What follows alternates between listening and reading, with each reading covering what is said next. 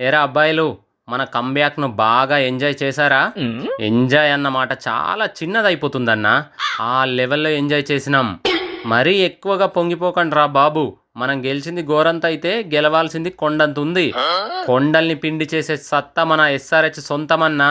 పిసికి కుప్ప చేసేద్దాం. ఇంతకీ మన నెక్స్ట్ మ్యాచ్ ఎవరితో? ఎంఐతో వరుసగా మనకు 2 మ్యాచ్లు ఉన్నాయిరా. ఇది కదన్నా అసలైన లక్ అంటే. మొన్నటి గెలుపుతో లక్ మొత్తం మనకు ఫేవర్గా మారిపోయింది. ఇక అవతలి టీంలకు ఫీవర్ తెప్పించడమే మిగిలింది. ఏంటి ఏదో ఫీవర్ అంటున్నారు? ఎంఐతో మ్యాచ్ అనగానే మీ అందరికీ ఫీవర్ వచ్చేసిందా? హార్దిక్ బ్రో, మమ్మల్ని చూసి అవతలి వాళ్ళు జడుసుకోవడమే తప్ప మాకు భయం అనే పదానికి మీనింగే తెలియదు. ఇది పెద్ద సమస్య కాదులేరా. నేను దగ్గరుండి వాంకడే గ్రౌండ్లో మీకు భయానికి స్పెల్లింగు మీనింగు నేర్పిస్తా. మరి ఓవర్ బిల్డప్ ఇస్తున్నావు హార్దిక్. మొన్న పంజాబ్ మీద మా కంబ్యాక్ చూసావా? చూడకపోతే ఒకసారి హైలైట్స్ చూడు. కూర్చున్న చోటే కుప్పకూలిపోతావు. బాబు కమిన్స్, ప్రపంచంలో మీరొక్కరే కంబ్యాక్ చేసినట్టు తెగ పేలిపోకు. మొన్న మేము కూడా డీసీ మీద ఇచ్చిన కంబ్యాక్ చూస్తే నువ్వు కంగారు పడిపోయి కావ్య పాపకు చెప్పకుండా కంగారుల దేశానికి పారిపోతావు. నేనా పారిపోవడమా? అవతలి వాళ్ళ సౌండ్ కట్ చేయడం, అవతలి వాళ్ళను సైలెంట్ చేయడం తప్ప పారిపోవడం మన డిక్షనరీలోనే లేదు. అవన్నీ ఉన్న కొత్త డిక్షనరీ నేను నీకు కొనిస్తాలే, డోంట్ వరీ. ఆపుతారా మీ ఇద్దరి సోది? మన 2 టీంలు ఈ సీజన్లో పెద్దగా పీకిందేమీ లేదు. టాప్లో ఉన్న టీమ్స్ కంటే బిల్డప్లు ఇస్తున్నారు మీరిద్దరు. మంచి టైంలో వచ్చావు రోహిత్. నా గురించి, నా సౌండ్ సిస్టమ్ గురించి మీ పిల్ల కెప్టెన్కు కొంచెం చెప్పు. నాకన్నీ తెలుసులే. నేను టీంలో లేకున్నా టీవీలో ఆ మ్యాచ్ లైవ్ చూసాలే. ఆ రోజు నేను ఉంటే కథ వేరేగా ఉండేది. ఒరే, ఇది ఐపీఎల్ రా. మీరు దీన్ని ఇండియా వర్సెస్ ఆస్ట్రేలియా వార్ లాగా మార్చేస్తారా ఏంటి? సారీ రోహిత్, నిన్ను చూడగానే నాకు ఫ్లాష్ బ్యాక్స్ గుర్తొచ్చాయి. మర్చిపో.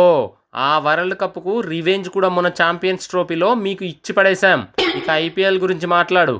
అన్నా, మొన్న నా సెంచరీ చూశారు కదా ఎట్లా కొట్టినా? సేమ్ సెంచరీలు ఇంకో 2 చేద్దామని అనుకుంటున్నా. వరుసగా మనకే 2 మ్యాచ్లు ఉన్నాయి కాబట్టి ఆ 2 సెంచరీలు మీ ముంబై మీద కొడతాను. తప్పదన్నా, అడ్జస్ట్ చేసుకోండి. ఒరే అభి, 4 సార్లు అవుట్ నుంచి తప్పించుకుంటే నువ్వు ఆ 141 కొట్టినావు. మా ముంబైలో అలాంటి ఛాన్సులు ఎవ్వరూ ఇవ్వరు. పైగా పంజాబ్లో బుమ్రా లాంటి బౌలర్ లేడు కాబట్టి ఆ రోజు మీకు కలిసి వచ్చింది. ఈసారి బౌలర్ ఎవరన్నది చూసేదే లేదన్నా. బాల్ను చూడడం, బౌండరీ బాదడం అంతే. నువ్వు తగ్గొద్దురా అభి. ఈసారి కూడా మనిద్దరం కనీసం 150+ పార్ట్నర్షిప్ చేసేద్దాం. అన్నా, 150 పార్ట్నర్షిప్ అంటే 100 నాకు 50 నీకు, అంతే కదా? ఏటొచ్చి సెంచరీ మీద పడతావేంట్రా? సరే, నువ్వే కొట్టుకో సెంచరీ, నేను 50తో సర్దుకుంటాలే. అయితే మళ్ళీ చిట్టి రాసి జేబులో పెట్టుకోవాల్సిందే. స్పెషల్గా పెట్టుకునేదేముందిరా? ప్రతి మ్యాచ్లో ఆ చిట్టి నీ జేబులోనే ఉంటుందట కదా. ప్రతి మ్యాచ్లో ఉండటం ఏంటి? మొన్న కంబ్యాక్ ఇద్దామని డిసైడ్ అయ్యాకే కొత్త పెన్ను అప్పుడే కొనుక్కొని రాసుకున్నా తెలుసా? ఒరే అభిషేకు, నీ చిట్టి రహస్యం మొత్తం మీ హెడ్ బయట పెట్టేశారా? ఏంది హెడ్ అన్న ఇది? నువ్వు జోక్ చేయాలనుకుంటే నాతో చేయాలి, కానీ మైక్లో జోక్ చేస్తే అది ప్రపంచం మొత్తం నిజమని నమ్ముతుంది. సారీరా, నేనేదో హ్యాపీ మూడ్లో జోక్ చేశాను. అదందరూ నిజమని నమ్మేశారు. హార్దిక్ నిజంగానే ఆ నోట్ ఆ రోజు పొద్దున్నే రాసుకున్నాడు. నా చిట్టి కాన్సెప్ట్ మొత్తం కామెడీ చేసి పడేశావు కదా హెడ్ అన్న. నీతో కటిఫ్ పో. బ్యాటింగ్ చేసేటప్పుడు కూడా నీతో మాట్లాడను. మళ్ళీ జోక్ చేయనులేరా, వదిలేయది. ఇంతకీ ముంబై మ్యాచ్ రోజు ఏం రాసుకొస్తావు? ఇంకా రాయడాలు లేవు, దాయడాలు లేవు, దంచుడు మాత్రమే ఉంటుంది. ఏమ్రా అభిషేక్, మాట్లాడితే దంచుడు అంటున్నావు. నీకొక్కడికే వచ్చు అనుకుంటున్నావా దంచడం? నేను, హార్దిక్, తిలక్ వర్మ, విల్ జాక్స్, రికెల్టను, నమందీరు ఇంతమంది ఉన్నాం రా దంచేటోళ్ళం. మీ బౌలింగ్కు బడిత పూజ తప్పదు మరి. నా పేరు చెప్పలేదేంట్రా సూర్య? అంటే నేను బ్యాటింగ్ చేయలేనని నువ్వు డిసైడ్ అయిపోయావా? అంటే అన్న, సూర్యకాంతి గురించి ఒకళ్ళు చెప్పాలా? ఎలాగో అందరికీ తెలిసిందే కదా, అందుకే చెప్పలేదు. చాలా గలీజ్గా కవరింగ్ చేస్తున్నావురా. చెప్తా. మరోసారి నేనేంటో గుర్తు చేయాల్సిన టైం వచ్చింది. నేనేంటో చూపిస్తా. ఇలా గాలి తీసేస్తే ఆడతాడు అనుకుంటే ఎప్పుడో ఆ పని చేసేవాడిని. సరే, మీ లిస్టు నువ్వు చెప్పినావు బాగానే ఉంది. మా లిస్టు కూడా విను. Head plus shake. Head shake opening జోడీ ఒక్కొక్క బౌలర్ను షేక్ చేసి పడేస్తుంది. వాళ్ళు చేతులెత్తేస్తే నీ సీటు షేక్ అయిపోతుంది. నెక్స్ట్ ఏంటి? Heinrich Klaasen. పేరులో క్లాస్, ఆటలో మాస్.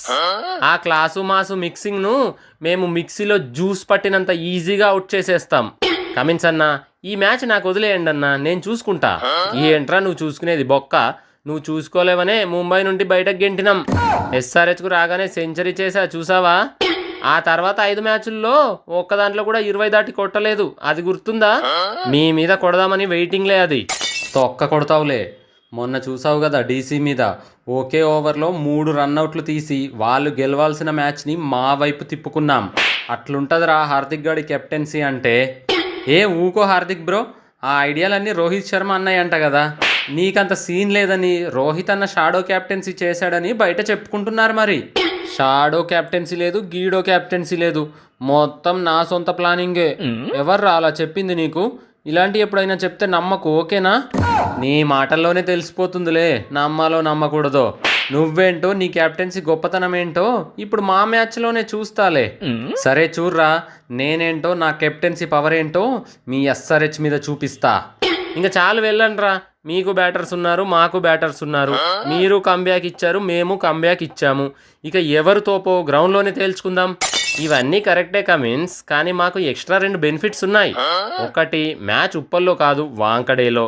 2, మాకు బుమ్రా వచ్చేశాడు. మీకున్న బౌలర్లంతా కొట్టించుకోవడంలోనే బిజీగా ఉన్నారు. వాంకడేలో తేడా వస్తే ఇంకో మ్యాచ్ ఉప్పల్లో ఉంది, అక్కడ చూసుకుంటాంలే. ఇక బుమ్రా అంటావా? మా బాళ్లకు బౌలర్ మొహం చూసే అలవాటే లేదు. బాల్ని చూడటం, బయటకి పంపడం అంతే తెలుసు. సరేలే, అది చూద్దాం.